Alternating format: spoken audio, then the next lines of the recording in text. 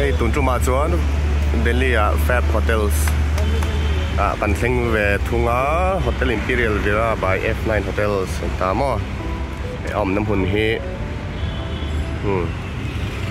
Flyover te. Nam hun ania lun khop maya. Eng star nge po shelo mo. So room tour kha. Ni vele. Don an het lai hi entrance ania pi hi garage kha. Ani maya mo cho thei li form ma la. Reception hi 5 floor anom ma la ni mo.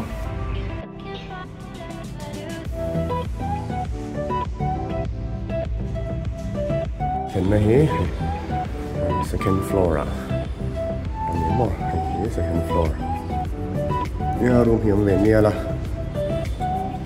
Lai hi painting kha lo ma ni.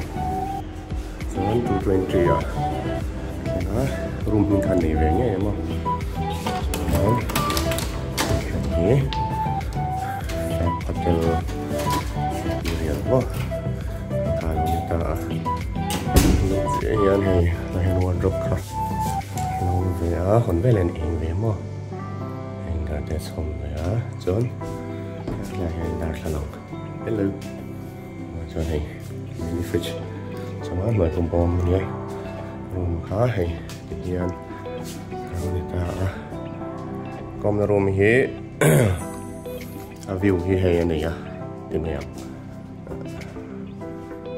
cái chân gì người nhà ni ron lút hem mấy này có hiện rất lại sao nên flyover bell khá lắm này rất đẹp ta bên trên car share park xuống như là một room hi chọn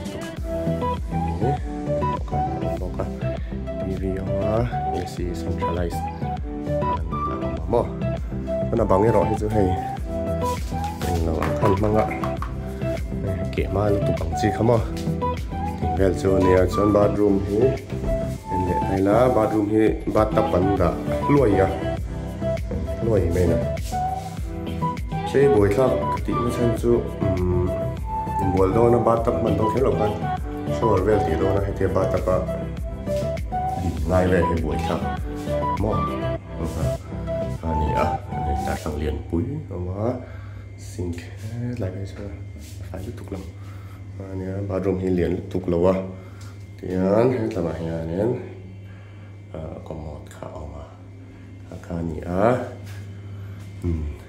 hi Fab Hotel mò anh New Delhi cái han tour về rồi anh